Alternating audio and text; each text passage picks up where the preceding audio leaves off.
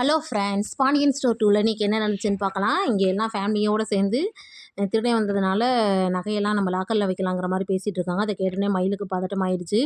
Locker அதெல்லாம் வேணாம், நம்ம வீட்டிலே வச்சுக்கலாம் அப்படிங்கிற மாதிரி சொல்கிறாங்க. கோமதி ஏன் திருப்பி திருடன் வந்து திருடிட்டு போகிறதுக்கு, அதெல்லாம் ஒன்றும் வேணாம், ஏங்க பேசாமல் நம்ம நகை எல்லாத்தையும் வந்து அடகு வச்சிடலாமான்னு கேட்குறாங்க.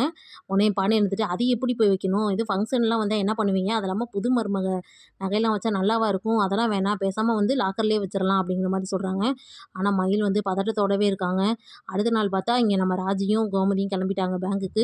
மயில் இருந்துட்டு, "அத்தை, நகையெல்லாம் வந்து உரசி பார்க்க மாட்டாங்களே, எதையும் எடுத்து வெளியே பார்ப்பாங்களா?" அப்படி இப்படின்னு அதையே கேட்டுட்டு இருக்காங்க. "நீ ஏன் இதையே கேட்டுட்டு இருக்க? அதெல்லாம் ஒன்றும் செய்ய மாட்டாங்க, நம்ம பாட்டுக்கு லாக்கரில் வைக்க போகிறோம்" அப்படின்னு சொல்கிறாங்க.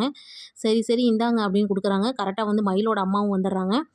எங்கேயோ வெளில கிளம்பிட்டீங்களாட்டுக்கு, சரி போயிட்டு வாங்க, நான் இங்கே இருக்கேன் அப்படின்னு சொல்லவும், ஏன் பதட்டமாக இருக்க மயிலுன்னு கேட்கவும், மயில் எல்லாத்தையும் சொல்கிறாங்க. "என்னடி சொல்கிற? ஆமாம், நீ வேற அவங்கள வேற அமுச்சு விட்ட, எனக்கு பயமாக இருக்குது, நீ ஜாலியாக இருக்க" அப்படிங்கிற மாதிரி சொல்கிறாங்க. "ஏன்டி என்னை பார்த்தா ஜாலியாவா இருக்குது? நானே உள்ளே பயந்துட்டு தான் இருக்கேன், எங்கே விஷயம் தெரிஞ்சால் உன் வாழ்க்கை என்ன ஆகுமோ" அப்படின்னு அவங்களும் சொல்லிட்டு இருக்காங்க. "சரி சரி விடு, பார்த்துக்கலாம்" அப்படிங்கிற மாதிரி அவங்க சமாளிச்சிடுறாங்க. அடுத்து வந்துட்டு இங்கே பாண்டியன் வந்துட்டு, சரி மீனா கூட வந்து நம்ம செந்திலே போயிட்டு வரணும் சென்னைக்குன்னு சொல்லவும், அப்படியே ஜாலியாக இருக்கிறாங்க மீனாவும் செந்திலும். ஆனால் கடைசியில் பார்த்தா நம்ம இங்கே செந்தில் பார்த்தா அப்படியே பாட்டெல்லாம் பாடிக்கிட்டு இருக்காரு. மெரினாவை சுற்றி பார்க்க போகிறேன் அப்படிங்கிற மாதிரிலாம்.